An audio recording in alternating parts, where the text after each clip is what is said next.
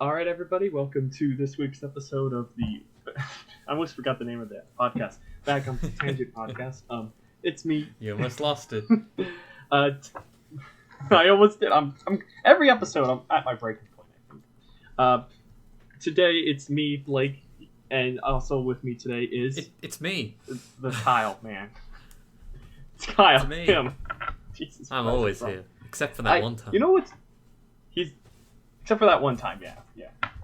You know what's throwing me off? It's not Sunday.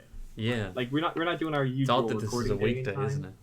I can't believe I've had to get up and go to Yeah, work I'm just like- and then do this. Yeah.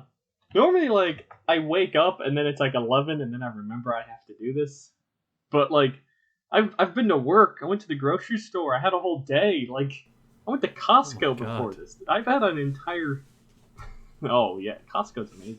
Do they have Yeah, those in the we do UK? actually. They're not that common, and of course you need that fucking card to get in. But That occasionally sweet you know membership. someone with more money than sense, and you go with them, and it's like, oh, a magical world of free samples and bulk buying.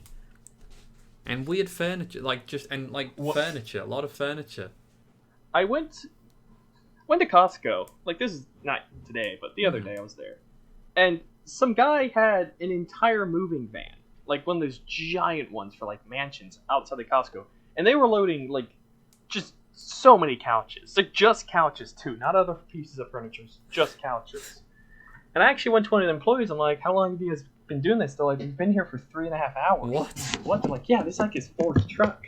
Yeah. This guy bought like every couch in Costco. Is he a landlord or something? I swear to God.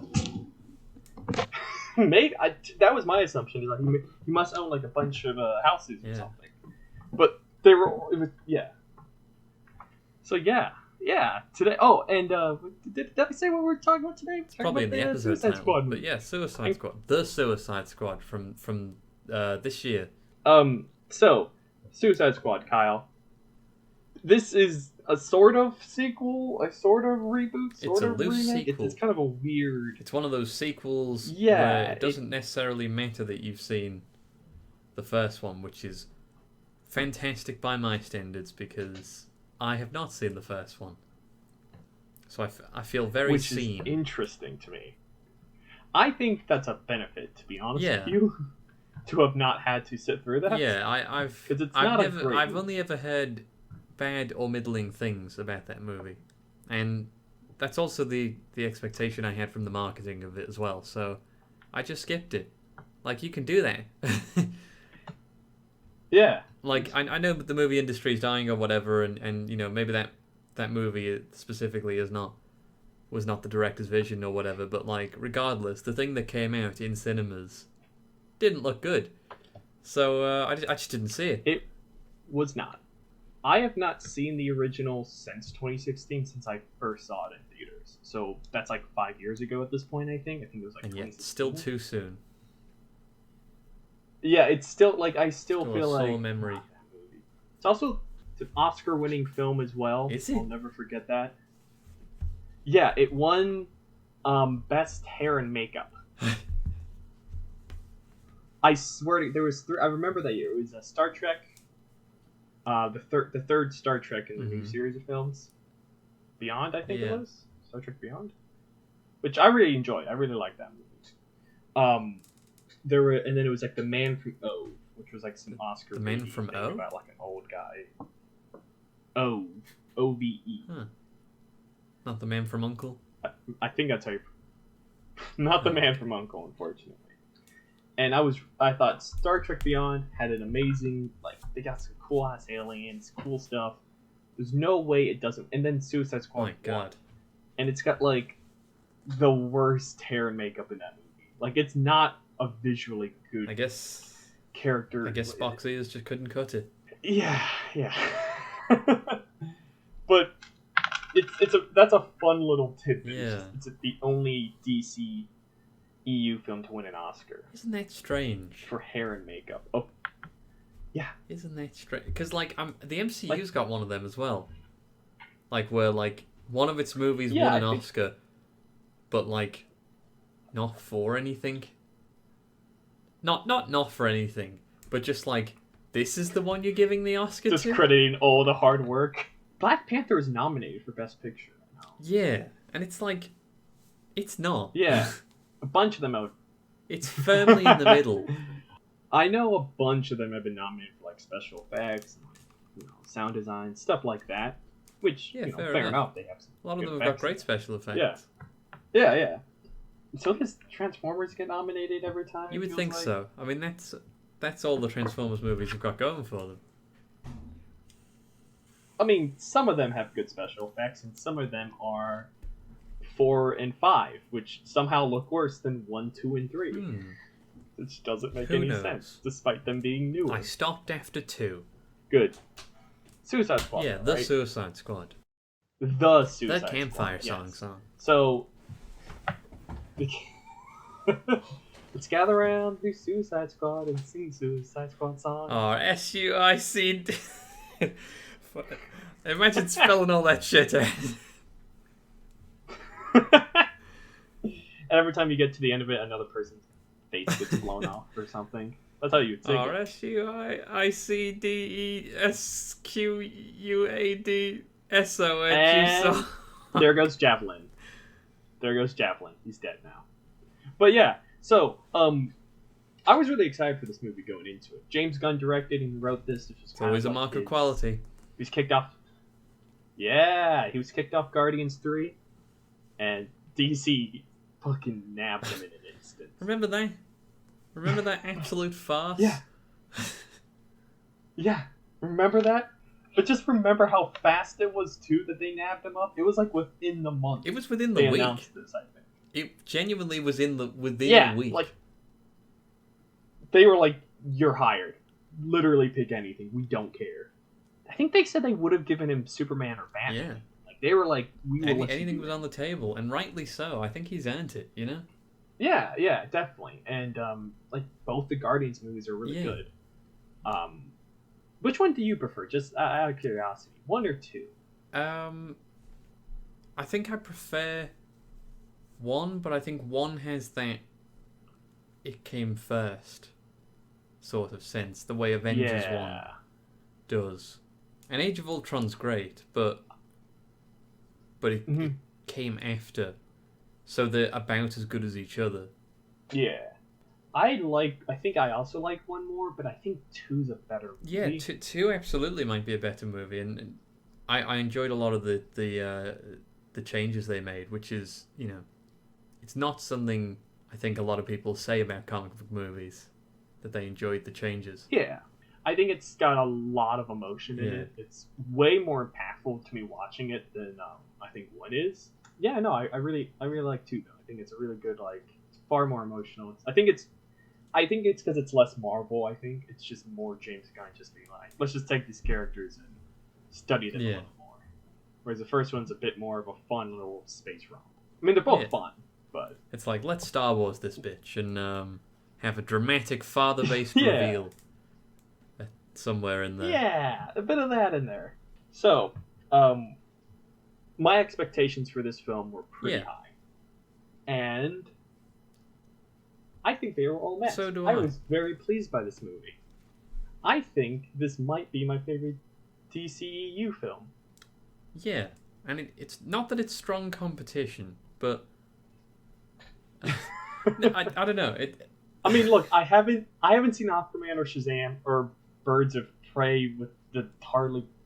What the fuck that movie is called? I have no idea. It's called Birds of Prey, but the fantabulous emancipation of one Harley Quinn.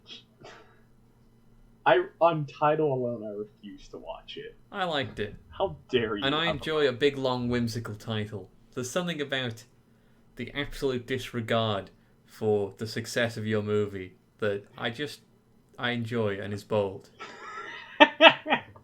It's like a Fall Out Boy song. Yeah. It's too long. It's like a whole paragraph. And I love it. So it's like a character arc. There's a character arc within the title. Because they just called it, they renamed it like partway through its theatrical release to just Birds of Prey or something like that.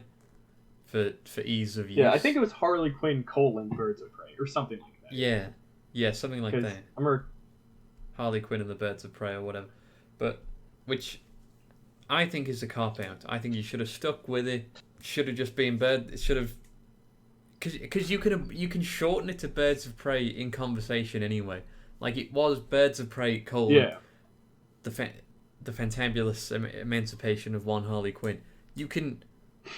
You're struggling to say it, man. That's well, I wasn't sure whether like, I would just, half-ass it or not say it or say the full thing. So I kind of was making that decision on the go there. But I like the title.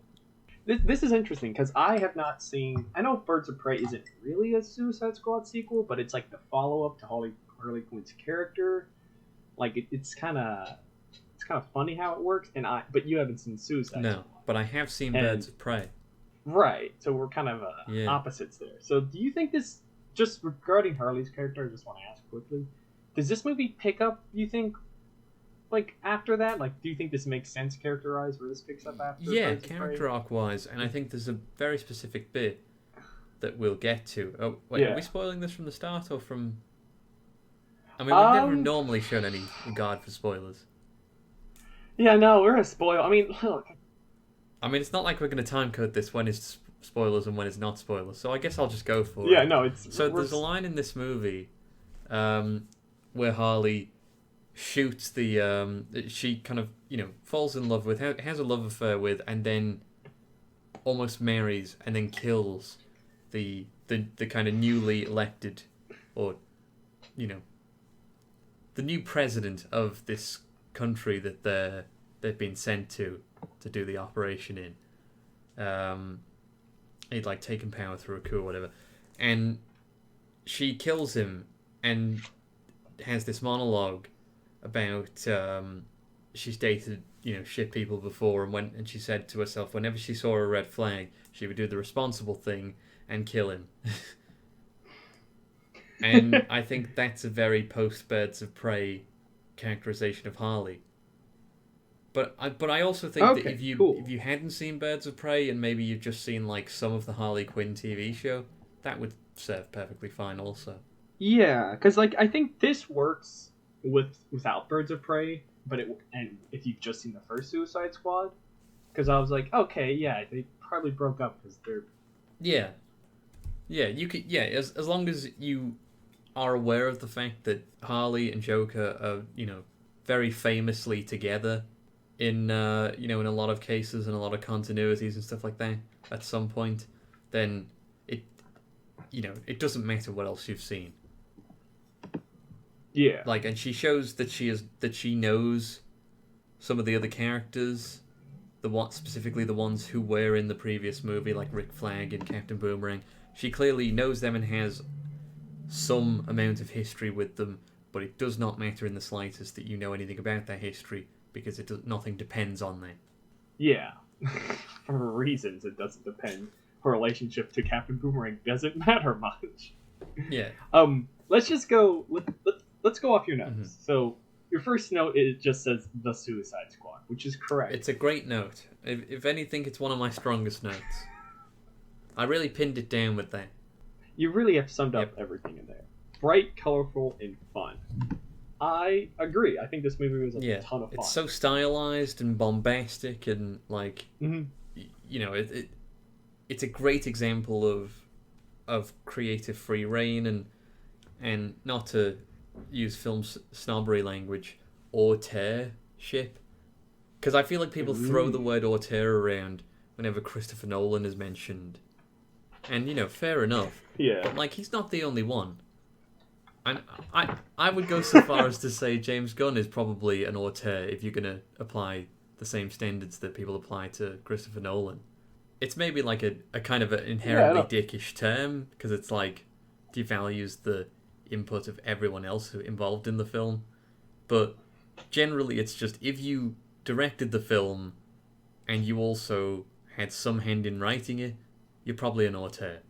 If I can tell it's your movie without seeing your name on it, like I could, if you didn't tell me this is James Gunn, I'd be like, either someone impersonated James Gunn or this is a James Gunn film. Yeah.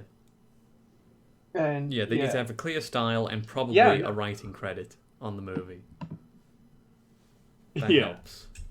The next know I see is chaos, because this movie was in fact loaded with just pure chaos from the start, and it's amazing. Like it doesn't like there's a difference between like discombobulation and chaos. The first Suicide Squad has a lot of discombobulation, where it's just stuff happening. You're just like, just give me 4 minutes to sit down, and let's just figure out what's going on here. Stuff isn't just. I feel like at no point was I beaten over the head with it. Well, all right, not beaten over the head with it. At no point was I confused with what was going on or like lost by anything. I don't know how much of that is because I understand what the concept of the Suicide Squad is from like the comics and stuff like that. But I don't know. I feel like this was, you know, well paced and well delivered and well explained, because it does tell you what the Suicide Squad is, like in dialogue as well, not just just, you know, through actions. And so I feel like generally everyone could get on board with this and not be completely out of their depth by watching this. I felt like this was a very digestible, kind of accessible thing. Yeah, I agree, and I feel like it doesn't like like how do I explain it? I know that I'm comparing this a lot to the first film, but like you kind of need to, because like they're inherently connected. Even well, yeah, they've got the same name. They got the same name for what? No, but like the first one had a really big problem where it kind of felt like it had to simultaneously tell you everything, but like never really explain it well. And I think the perfect line of dialogue to point to is "This is Katana. She's got my back. Don't mess with her. Her sword steals the souls of her enemies." And that's literally the line. And I know that's a meme, and people meme about it, and I think that's probably some of the worst dialogue I've ever seen. That is word for word how Rick Flag introduces Katana in the film. You get nothing else from her for the entire movie. No input. Actually, no. She does talk to her sword at one point, because I guess it's her husband. But well, you know, it doesn't ever. Yeah, it happens. But like, communication is important in a marriage. Honey, we're gonna have to kill some people. You're gonna have to be okay with this. You're a sword now. But like that move and that line, it's telling me everything about Katana. But it's like, wait, no. You haven't really explained anything though. Like, who is she? Why is she here right now? What is her? What are they like at dinner parties? What is going on with her? What is she like at dinner parties? I mean, both of them, like as a couple. What are they like at dinner parties? I mean, we know he's pretty sharp, but what's she like? Fuck. He's pretty quiet at dinner, really. He doesn't talk much. She uses him to cut her food. It's a little rude, to be honest. And the tension. Oh, yeah. But, yeah, no, I think this film, and this movie has double the amount of characters, because it has 2 Suicide Squad scenes, which I think is an amazing opening act. Like, even act, just like sequence, where they kind of trick you into thinking Savant's going to be the main character. Yeah. You definitely get a sense that he's probably going to be the POV or like something like that. But no, he doesn't make it that far, does he? Not. We don't even see him use his powers. Oh, we see him kill that bird. Yeah, he My killed God, a does bird. that bird get it? That ball was probably just like a foam ball or whatever, but he just fucking kills it. Nailed it. I absolutely love the opening sequence where they basically just introduce an entire team of ragtags. You had Arm Fall Off Boy, who's for some reason named the Detachable Kid. It should have been Arm Fall Off Boy, yeah. I suppose they didn't want us to guess that it was Arm Fall Off Boy straight away. Yeah. But like he is Arm Fall Off Boy. He's Arm Fall Off Boy, yeah. You have the Weasel, you have Javelin, who is might be my favorite of that group, just on the basis that he is probably a man with no powers. He just has a javelin. Yeah. I don't know anything about Javelin. I don't know anything about Javelin. The other group, I know a little bit about each of them. That's going to be a recurring theme of this. we don't know anything really about any of the characters that aren't Harley Quinn. I know a little bit about Bloodsport, Idris Yeah. Elba's character, and I mean King Shark's and obviously Harley. Everything I know about Bloodsport, Peacemaker. they explain. Like everything I knew about Bloodsport before going into this movie is something they then explain in a line of dialogue. He's in prison for putting Superman in the ICU with a kryptonite bullet. I'm like, well, that's it. That's all I know. That's my depth of knowledge. There reached. we go. He's got guns. Yeah, I didn't know anything about the fucking Iron Man nanite guns. Oh my god, those are so cool. Yeah, I like those. Those are good. Yeah. But, like, James Gunn has a really good knack for, like, teams and character. And even within just that opening act, you kind of understand the team dynamic of the first Suicide Squad. You're like, okay, I kind of see how this is working. You got the pervert Weasel. You got kind of the jokester. Look at me, I'm a young, hip dude, Pete Davidson, who I'm so happy was the first one to die. He just gets his face completely domed in. It's just so good. It's one because it's Pete Davidson, and two because it's just fun to watch. You see, you're like, okay, Savant's kind of like the old grizzled one who's been doing this for too long, who's seen some shit, and then they all just die. No, actually, Weasel's the first death of this movie, but I nearly pissed myself laughing. Yeah, I love that. He just jumps in and dies. Did he not know he couldn't swim? Well, he doesn't really say anything. I don't know that he's aware of what is going on. But it's the fact that they didn't know he couldn't swim. Why is he in prison? You should just be, like, put down. He's an asshole. I know, yeah. Why did they waste prison resources on a giant weasel? I fucking love him. Did you see the reviews or internet comments about how the character of Weasel exuded a sexual energy or a sexual magnetism? You know, I kind of did get that vibe from him. Like, you do see his junk. Do you? And, yeah, like, it's really quick. It's when they're all doing, like, their hero walk to the helicopter in a big line. You definitely see his junk. Huh. Like, you see a dick and balls hanging out. Not the only penis in this movie. Not the only one in this film. There's 2 full penises and 1 almost. And that was good. I enjoyed that. But, yeah, no, I really like all the character stuff in this. Like, all the interactions, everyone has such a good little banter, little gimmick with each other. And it really works. Like, I wrote in one of my notes, I was going to make a list of characters I thought really stood out or endeared themselves to me in some way before realizing all of them. I enjoyed all of them. Like, they all got, like, they're all a really kind good. of a scene where they were the focus. At least one or whatever. Yeah. They all came across interesting and stuff like that. I could easily tell them apart. Because I feel like if you get, like, a big ensemble cast like that, it's going to take some time and some amount of interactions before you're like, oh, that's not that one. These are 2 separate guys or whatever. And there's none of that in this movie. Like, they're all distinct. I mean, how can Rick Flag stand out in this movie as, you know, as a character onto his own that I don't confuse with the other military types when he's just a normal-looking guy dressed in a shirt, like in a t-shirt and stuff like that. Like, he should go completely under the radar. Him and Milton could have been, like, I was going to say, him and Milton. But they're not. Because it's really well written and it's just really well directed. You know, it makes a character out of all these people who were probably not even really characters in the comics. There's even a kind of a joke where they mention she's showing Amanda Waller showing Bloodsport, his team, and he's like, "What the fuck? Peacemaker does the same stuff I do." And so there's kind of this joke where they're like, "Oh, so they're both the same character," but immediately from their first interaction, you understand that they're completely different people. Yeah.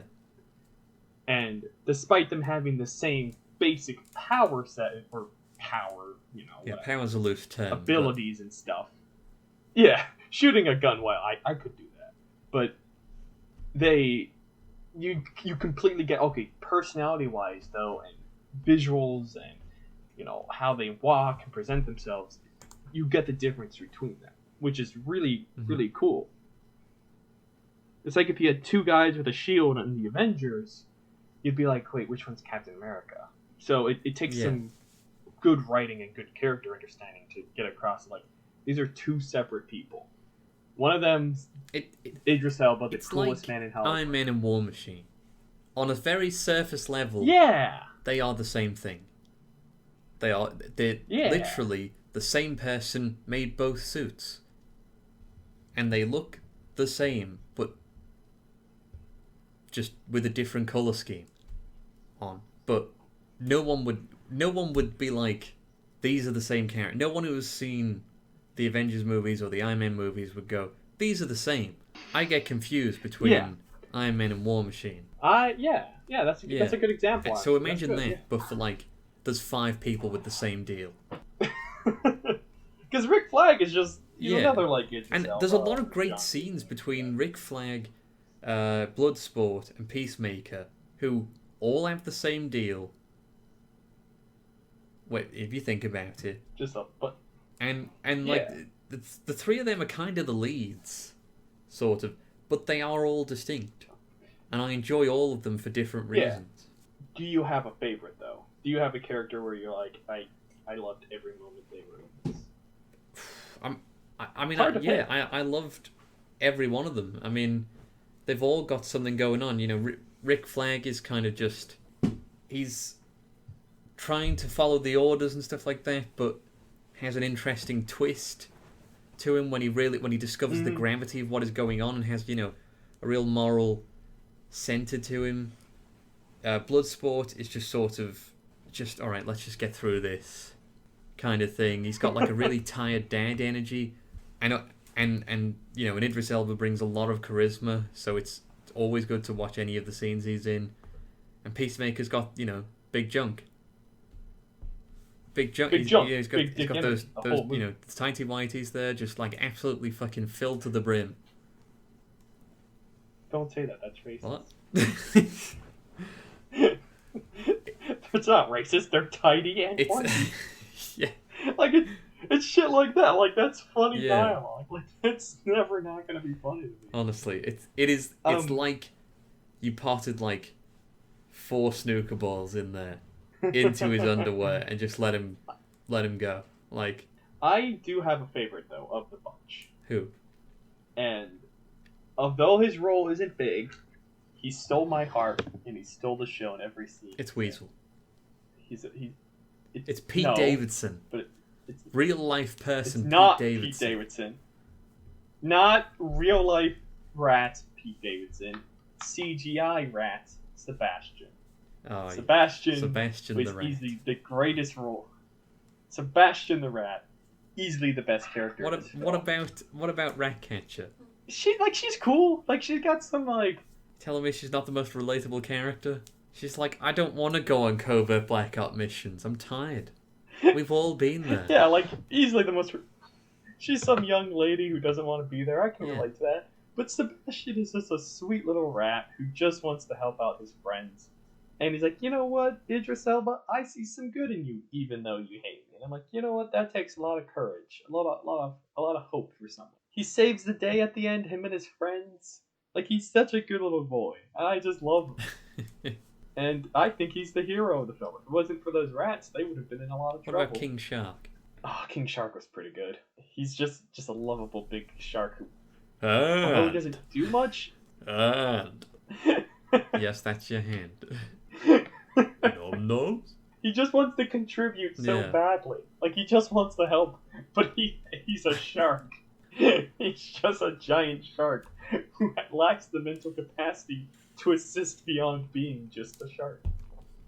He does his best though, doesn't he?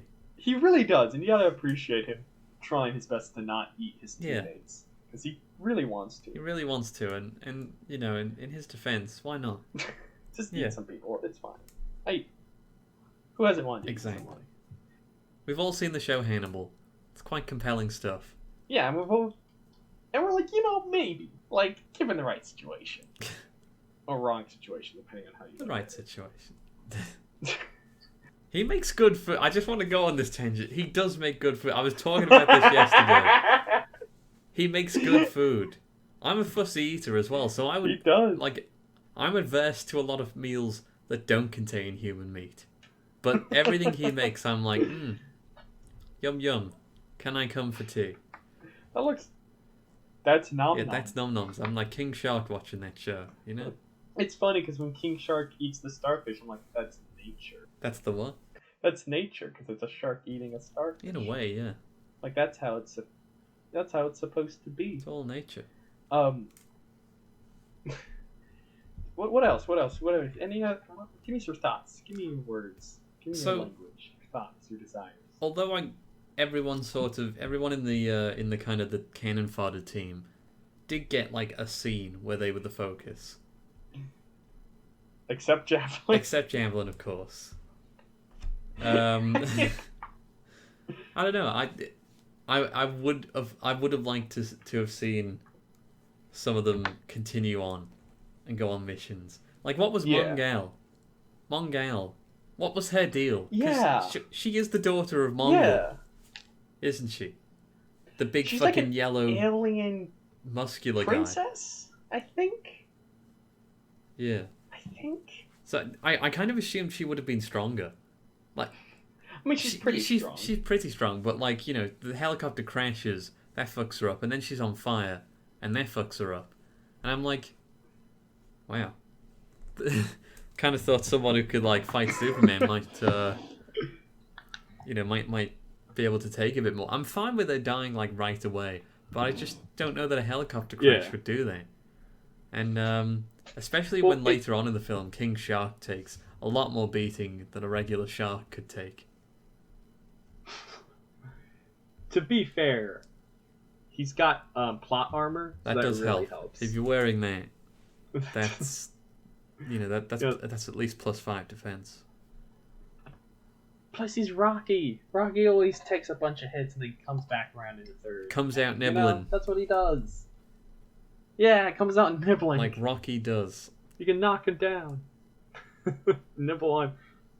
Follow. Like, just quick snack. Adrian! Mike Tyson I is nibble here. you. Adrian. Yum, yum, yum, yum. Yeah. Just a bit of that. You're fine. Yeah. I agree. I would have loved to see more of the characters. I was really hoping, because at the end scene of the film, at the end post credits, Weasel's alive, which is great. Vandy's out there doing the Lord's work, killing 27 children or whatever. When they're going up to the hospital, someone's still alive. I noticed in the movie they were showing the screen when they're at the very beginning. They showed all the first Team Suicide Squad members. They showed Arm Fall Off Boy, and it said critical condition or something. And I thought, holy shit, he's gonna be alive. Who would go and get I was him, really hoping for Arm. I don't know. Well, I mean, Amanda Waller would. She'd be like, fuck it, let's get whoever we can. Whoever. She needs who she can get at this point. And that's the thing. Only Harley, I think, would potentially know even anything about him. Know that he was there, you know? And she didn't even remember Milton.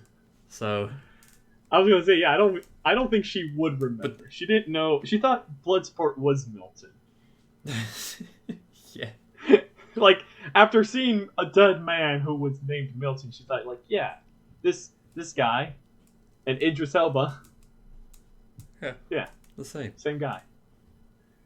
Yeah, the same. So, and of course it wasn't. It was Peacemaker, which makes more sense. Yeah. But I mean, he is the one that's getting a TV really show. hoping it So, I mean, it'd be weird if he Yeah. didn't survive. Are you excited for the TV I show? am. What are you thinking? I think that's going to be great. Because I think, Yeah. like the way Guardians does with Dave Bautista, this movie makes great use of John Cena. It really plays to his strengths. Uh-huh. And, just kind of goes to show that, one, this is something James Gunn is very good at. Taking wrestlers and making them good actors? Well, not just wrestlers, but, he knows how to work to an actor's skills I mean, obviously Yeah. you probably chose John Cena. You probably wrote the part for John Cena. And I don't know that anyone else could have done this part the way John Cena did it. If this whole beach was a bunch of dicks, I'd suck every last one of them. He certainly would, wouldn't he? Loves eating dicks. A true American. Yeah, like a true patriot. But like, and two, it shows kind of the ability of John Cena. Yeah, which is good because he's done movies before. The Marine 2, Fred. That firefighter movie. Fred the Move. That firefighter movie, of course. Nah, yes. I think. Let's look it up. John Cena firefighter. John Cena firefighting movie. It's called Playing with Fire. It came out in 2019. Does he fight the fire? Does he wrestle He the does not fire? wrestle the fire. He has to wrestle with bloody looking after children in the fire station. Oh shoot! How's he gonna do that? Oh, and he was in. He's just a big old muscular idiot. Who's serious about his job, being a fire superintendent? How's he gonna manage bloody dealing with all those fires and these children? Find out. But in the end, he learns. But he learns to love the children, and he learns that maybe it's not all about fires. Maybe sometimes it's the fires you don't put out that mean the most. Oh, Kyle, it's so deep. This must be a wonderful. No, this is a Nickelodeon movie, and I think if you were to watch the whole thing not knowing that, you go, "This is a Nickelodeon movie." So I'll just let that be the review of this movie. But I'm more excited for the series now, seeing John Cena's performance, which I think that was like James Gunn had kind of said that like he's perfect for this role, and once you kind of see him in it, you'll be more on board with it. I think, and I think that's right. I think that's true. I had faith. He's the evil Captain America I want to see. Yeah, I think he's very much like if what's his name, John Walker from Falcon and the Winter Soldier was also sometimes incompetent. I mean, not that John Walker from Falcon and the Winter Soldier doesn't have moments of incompetency. I mean, we've all seen that show. But yeah. But it's It is that interesting reflection, like, Republican Captain America. Oh, we're getting political. Oh. Look, it is. All right, it is. There's no debate around this. He is. There's not a shadow of a doubt which party he voted for in any election. In my mind, that's who he voted for. Yes, even the last one. He's really good, and he sells performance easily, and he was a standout in the movie because I'm like, I wasn't too sure about it because like we said, all the movies I'd seen John Cena in, they weren't like. He's done a lot of Tooth Fairy. Like, this isn't a serious film.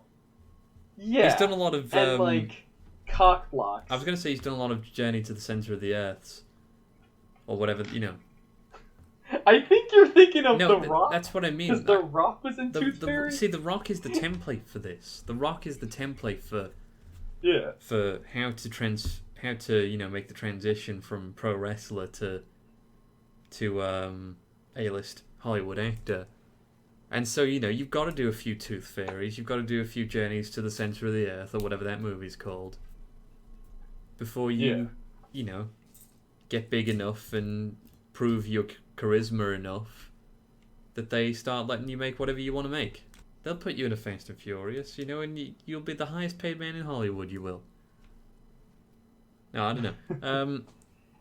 It's interesting to see the rise of the big three wrestlers in Hollywood. Yeah. I still think Dave Bautista is the best actor of the three. Oh, that's controversial, man. If you've ever seen the first 10-15 minutes of the movie Blade Runner 2049, I want to say, the new one, then you would know that Dave Bautista is the best actor of the three. And I haven't seen 2049 yet. It's fine. You only need to watch the first 10-15 minutes. It's very long. Of that 4-hour movie. Look, we walked out. Full disclosure, we walked out of that movie. It's so long. And it's just not interesting. But there's a bit in the first 10-15 minutes where Dave Bautista is just, you know, a huge fucking guy in a cardigan with tiny little glasses. And and his character's nothing to do with the fact that he's a huge fucking guy. He's just he just does a lot of really good acting in the scenes that he's in, and but what else about this movie? What else? Oh, great use of R rating. Yeah. I think I did write that down because I'm the only one who wrote any notes. Yes, you did. I was also thinking it though, so I'll take 4% of the credit for thinking of something that I saw earlier. Cool. Yeah. No, but yeah, it's very violent. lot of cuss words. If someone's not a fan of a cuss word, then maybe stay the fuck at home. No, yeah, I think it absolutely needs that R rating. A lot of blood and stuff like that goes on. There's at least 2 exposed penises, as we've established, and then whatever John Cena's got going on in there. It's like there's a tube of tennis balls in there, but then also a tennis ball just on the side. You're really paying attention to his tennis ball gone out of the tube of tennis balls, and it's just on the side, but it's just the one. Kyle, you analyzed the shit out I really did, and my god, it was in a cinema, so it's not like I can pause and rewind this shit. I just had to stare intently at the seconds that we got. Meaty talk. It's really lopsided. Just look at it. Look at the movie again. If you can find that scene where he's in his underwear. Maybe this is the showing I saw. Maybe it was because I was sat to one side of the cinema. I'm never in the middle. I'm always right the end, on the far right at the left. And I looked at this thing, and there's just one huge, let's say, lump on the side, and not a matching one on the other side. What does that tell you? I don't know. All I'm saying. It's all I'm saying. It's in there. If you care to look, it's there. I'm surprised.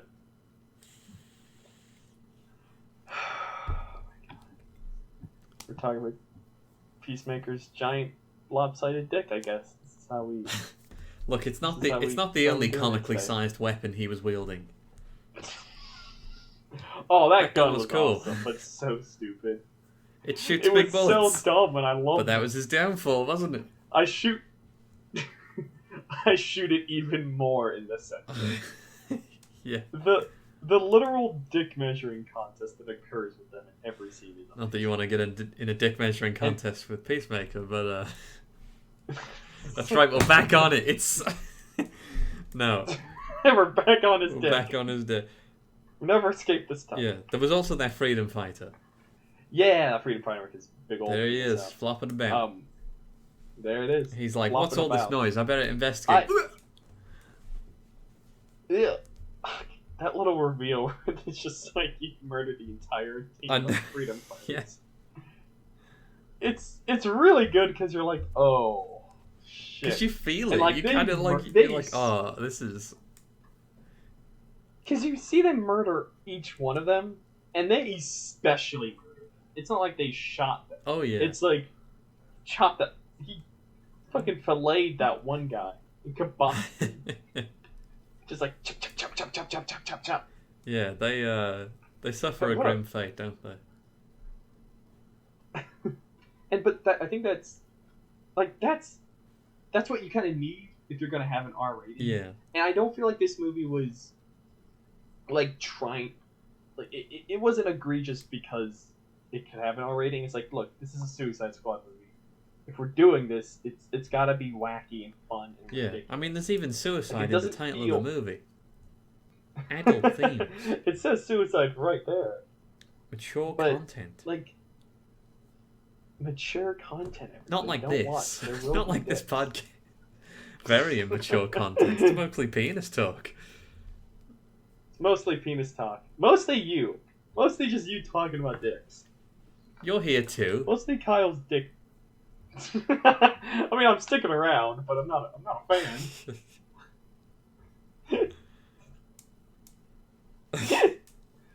But you wanted to talk about his dick, not me. I'm just saying. You. Bears thinking about, doesn't it? What was in there? Nope. Genitals, Kyle. No, but like, when they filmed the movie, what did they use for panning? Like, what was it? A tennis ball tube, like a tube of tennis balls? Kyle, this is done. It's not done. It's never We're done. done talking about his tennis. We're done talking about his tennis ball dick. We're not doing this anymore. Tennis ball I'm dick. serving it back Let's to go the you. title. Nope. No, you're not. I just refuse this game. I'm not even allowing it. It's not occurring. It's done. It's over. The That's game a strong is finished. backhand. You're The sure. game is. A strong backhand. Yeah, just. Nope. Nope. Anyway, let's I talk do- about my favorite character, Milton. Oh, so you do have a favorite. Well, Interesting. Milton. look, I don't know. It's okay to like have a Milton. favorite. No shame He's- in that. It's good. They're fun. Yeah. He's such a bro. like, In a good way or a bad way? like his thing, like his mission. No, like in a good way. Like he's like, I just gotta drive you into the city, but he sticks around. Yeah, he doesn't need to be there. Like he's just like, nah, I'm gonna come with you guys. I'm gonna fight with you. I'm gonna free my island. And they're like, yeah, and then he dies. Yeah, and like he's driving around these people who just killed all his friends. Yep. Maybe they didn't Horrifically. mention that part. I feel like he'd know, you know? I feel I- like he would have maybe been made aware of that. Why is the base so quiet? Well, they Well, all went on a training exercise there and was- it's just you left for this crucial mission. They all died of They polio. certainly did, didn't they? Don't worry about it.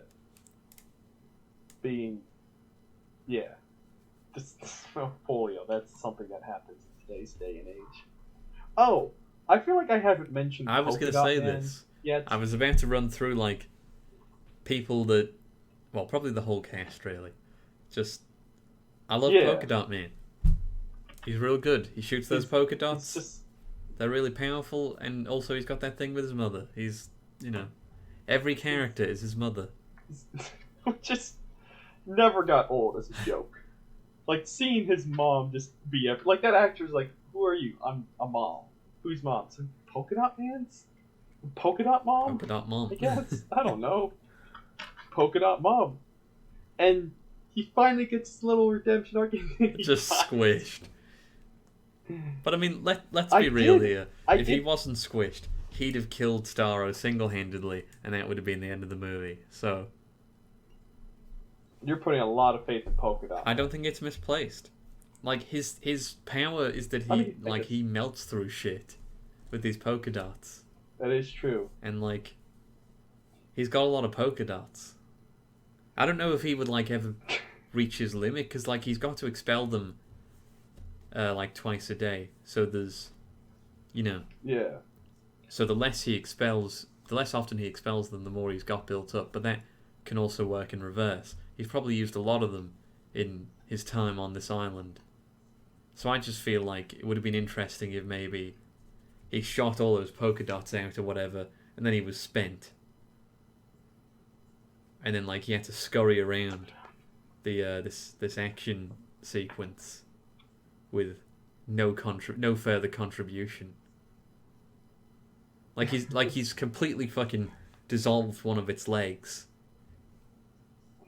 But like that's it now. It's up to the rest of the team. Yeah. I think that would have been interesting. But You know what I kind of realized about how James Gunn wrote this film? Like, as each character is like kind of no longer useful, he kind of eliminates them. So he doesn't really put the movie in a position where you have kind of dead weight characters hanging around. Yeah. Like, uh, like, and it's both. It's an advantage to both the plot and writing. So it's like, well, what am I gonna have Polka Dot Man do after he does it? He just dies. He just immediately gets squished to death. And the Thinker. And yeah, the Thinker. Like, oh, what's the Yeah. Thinker gonna? He's kind of exposition and explains Star Route, and then Yeah, he explains the deal in his maybe Scottish accent. Because he's not like wholly Scottish in this, but he's also not Scottish. It's a very confusing. It is, accent, isn't it? But I didn't think too much about it because I was just enjoying him walking around looking weird. Because they never explain why he looks like that. They're just like, he's the Thinker. Don't worry about it. I don't know whether they ever say this or whether it's just implied. But like he did that to himself, didn't he? Like, because it flashbacks and he has less of them. Yeah, that's what like those are to boost his intelligence or something. Yeah, that's what I don't know why they have to be weird, like things that stick out so much. Because you gotta get that vitamin D, absorb some of the sun. Very true. But very true. But yeah, I liked him. I mean, obviously he was very unlikable, but because like he's going around and he's like, I was just a perv and stuff like that, and he's like, really kind of, he's been in this position of power for a long time and stuff like that. He knows that he is very valuable, and that he's more or less untouchable, and he's completely like devoid of empathy, stuff like that, and that's why he's torturing people and Starros and stuff like that all this time, and he just gets fucking ripped in two. Like he gives the info dump, and then just whoosh, gone. Which I think in a lesser hand that wouldn't work as well. Like in a lesser film, like, oh, he explains everything he did, he dies. It would be like, why was he even in this movie? But I think because everything else around it is working so well, you kind of don't notice that. You kind of don't notice that he's literally only there to exposition and then die. I think there's... Which is... If you were really being nitpicky, maybe you could go through this and, like, combine, like, a load of characters and shrink this cast to about a third of its size or something like that. You probably could do that in terms of people who are relevant to the plot. But every character and every performance in this is so compelling and so interesting that I don't think you could lose a single one of these. I definitely wouldn't want to get rid of a single one of these. Oh, definitely not, yeah. And, like, there's, like, what, 3 Corto Maltese generals who become president at some point. I feel like you could combine a couple of them. Like, I don't think you need 3. There's a way to combine them and use some of the characters, but it's more fun to have it this way and just kind of have this unknown property of like, okay, we do have a lot of characters here, but a lot of them keep them. But they're all interesting. Like, they all have something, and that really works. Even though guy who basically tries to trick Harley Quinn into a marriage. Yeah. The world's most handsome and seductive Hispanic president ever. He's like, oh yes, I'm gonna trick her into me. How long did he have a crush on her? I don't know. Like, how much of a celebrity is she? Yeah. Like, are they action figures of Harley Quinn in this universe? I guess there must be. There must be like a lot of news reports and stuff like that of her. Yeah. Like, I mean, also she's on this like secret government black ops team for like 2 of the 3 movies she's been in. So like, how much can there be publicly available of her? But I guess there's a lot, you know? It's kind of like the Batman problem in some Batman stuff, where sometimes Batman's like a secret ninja of the night and nobody's sure if he's real, and other times he's the public figure funding the Justice League. Yeah. It's like, you know, it doesn't really work, but whatever. We accept it, you know? Oh, Margot Robbie in this is 10 times better than she was in the original Suicide Squad. I could not stand her in the 2016 version. She was at best a nuisance, and well, really, that was the best she ever got, was being annoying. Because other than that, she was pretty terrible.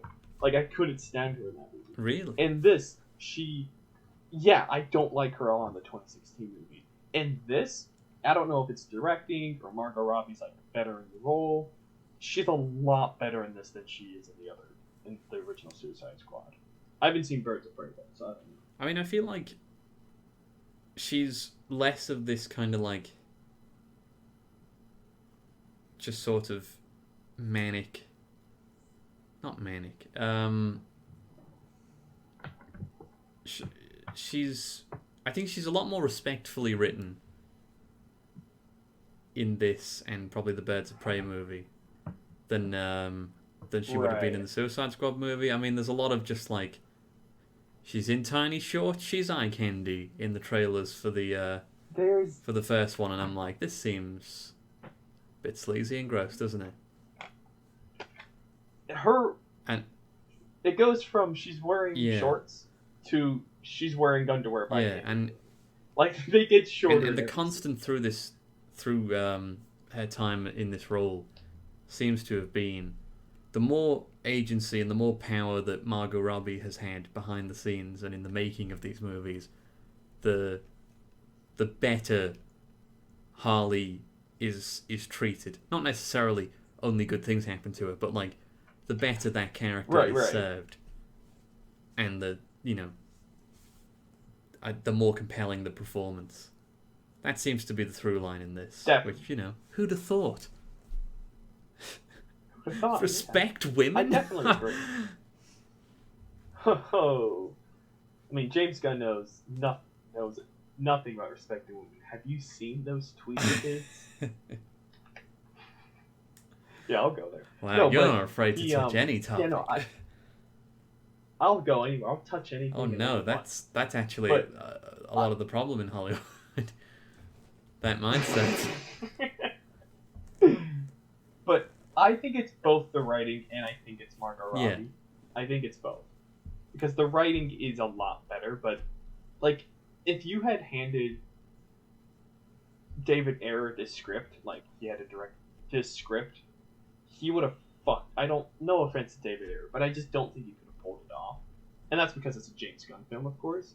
And I think James Gunn's directing style really fit Margot Robbie and Harley character. And I was worried about her in this film because I was like, she was probably one of my least favorite parts of that movie, the original. So I was like, I just don't know if I want to see her again. Like, I'm worried about this. Yeah. So, but I was pleasantly surprised.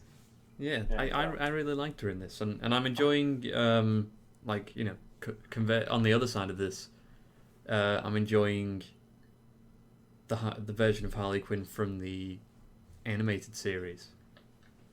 Like, so season 2 for that is airing here, week to week, now. Because we're in the Stone Age in this country. I know season 3 or something of that show is out probably, but yeah, here we're on lowly old season 2, and yeah, that's a really good show, and I'm enjoying a lot of Harley Quinn stuff.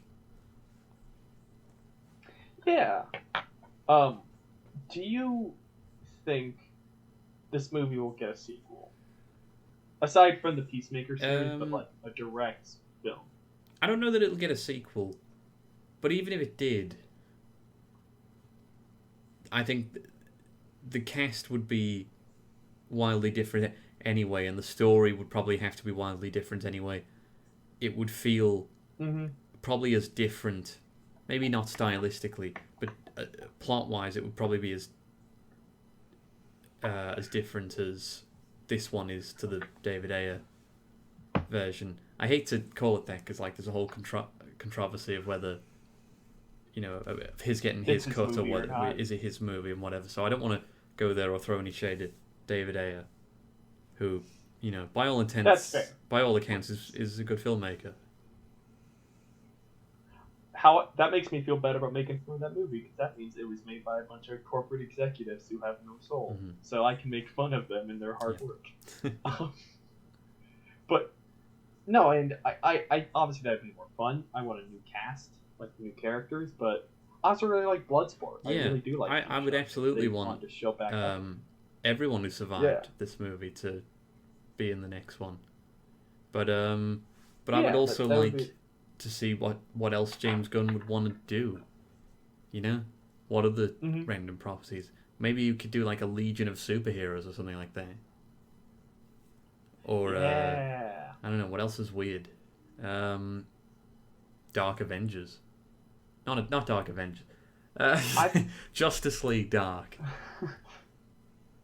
Yeah. I think this might be my favorite DCEU film. Like, I mean, I really like Wonder Woman. I have a soft spot for Man of Steel. Like, I'll always enjoy that movie, despite all of its flaws. I really enjoy it. I don't know. Like, I think altogether though, this is really well put together. I haven't seen Shazam. I'm sure it's good. I just haven't watched I it. like Shazam. I don't think Shazam is pretty good. Aquaman's gonna. I think Yeah. Shazam and the first Wonder Woman and this movie, The Suicide Squad, are my top three. Probably with Suicide Squad as number one. Yeah. I want to give it some time. I want to watch it again as well. Yeah, I would want to watch. Gal Pal I want to hasn't watch seen this it yet. mostly for the penises, of course, as you know. Yeah. Of course. The stare at John Cena's massive. Yeah. penis. But hey, I'm sure that's what the I'll give it another Peacemaker show watch, will give be it some for. time. It's just him stood On in a HBO, room, they can show dicks all they want. like pulling things out of that fucking giant man nappy that he had on. The fantabulous emancipation of Peacemaker's Peacemaker.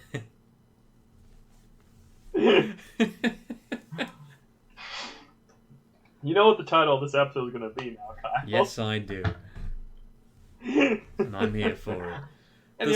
I love an obnoxiously thoughts? long title.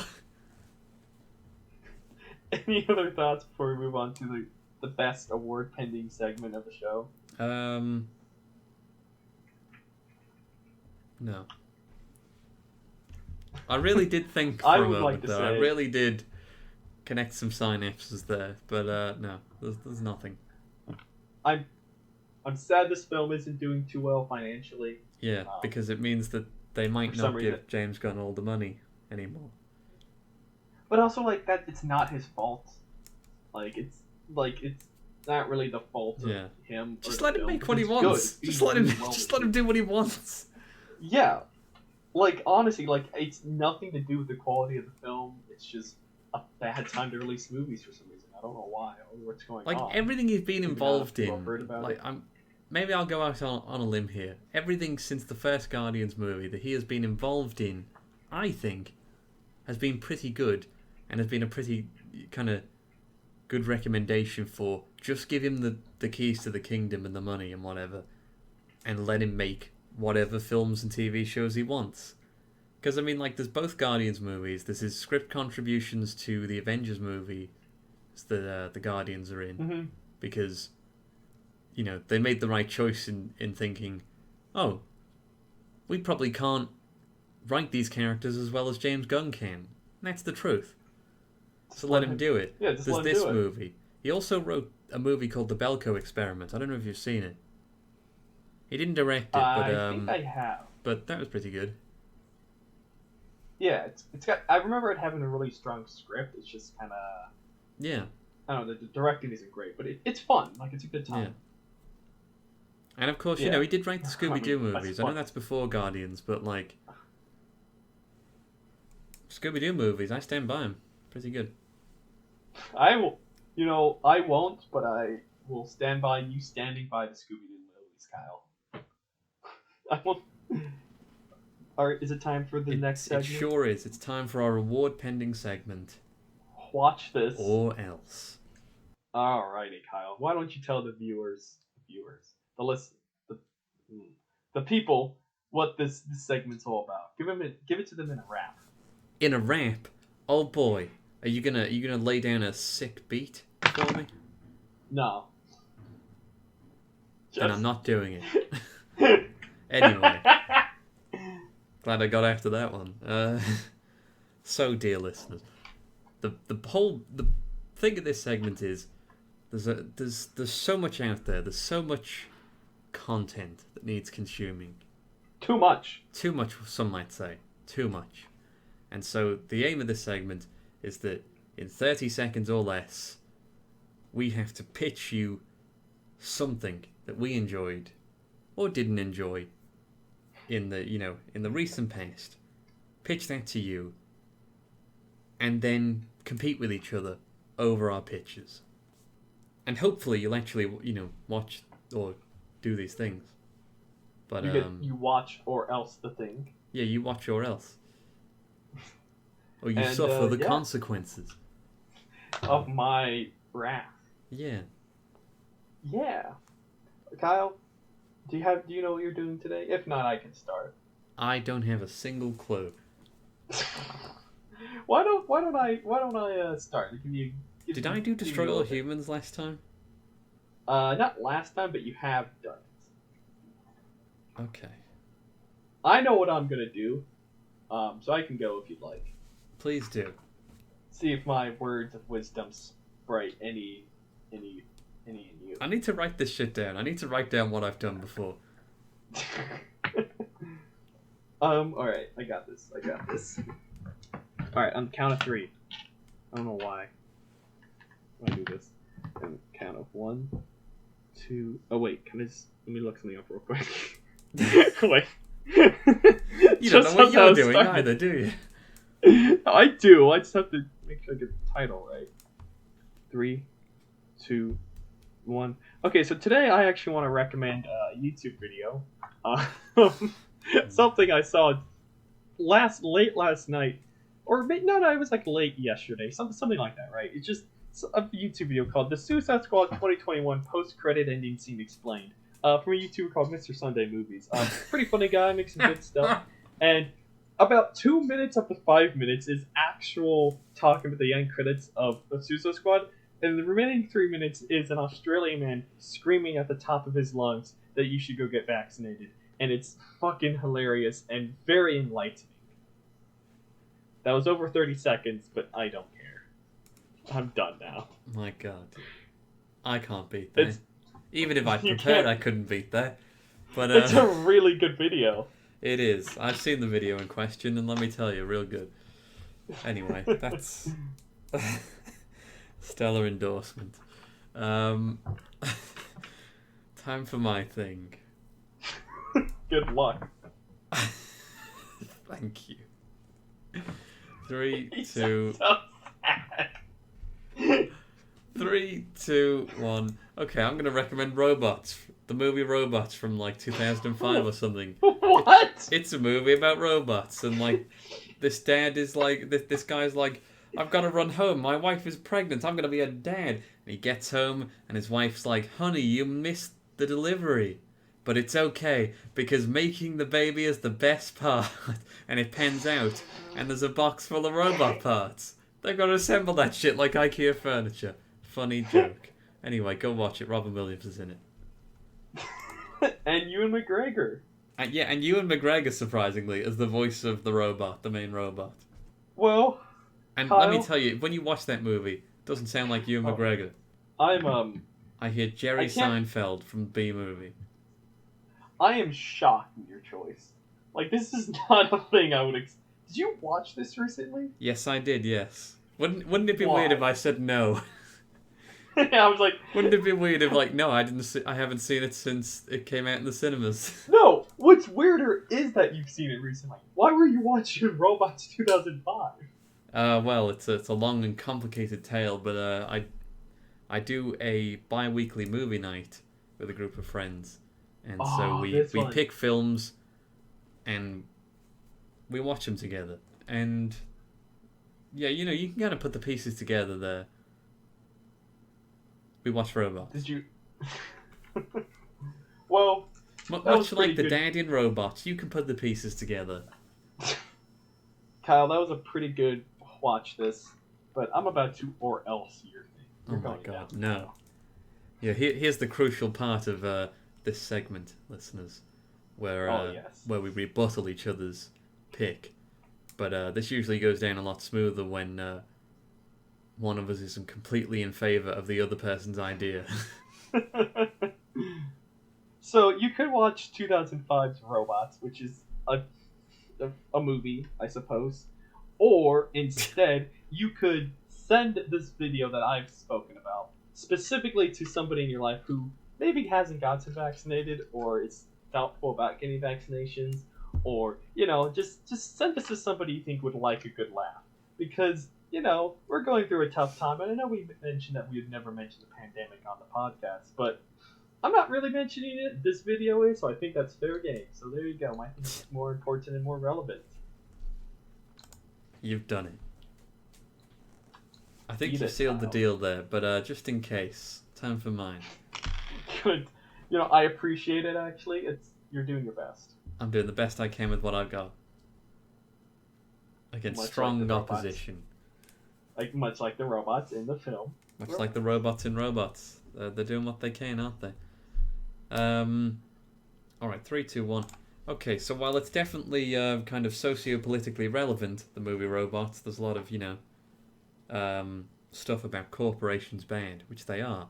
Unfortunately, I can't compete with the much-needed public health announcement that is Blake's video that he's recommending.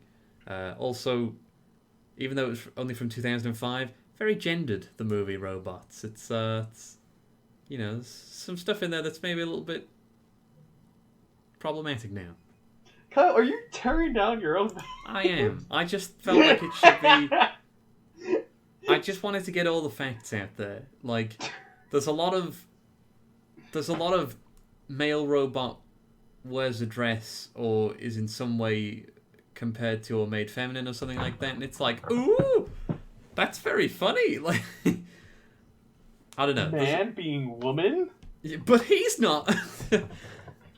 Yeah, there's a lot of that, and there are like 2 lady robots, and they serve the only roles that female characters could serve in the dark ages of the early 2000s, mid 2000s rather, because as we know, that's the middle. Just like 24 is the middle of the 20s, of your 20s. Oh, Kyle, it's okay. It's not okay. You're doing all right. You're only 24. No. Mid-20s. Mid! You're not in the mid-20s. You're fine. I am in the mid. That's the middle. 24, That's not 25, 26 is the middle.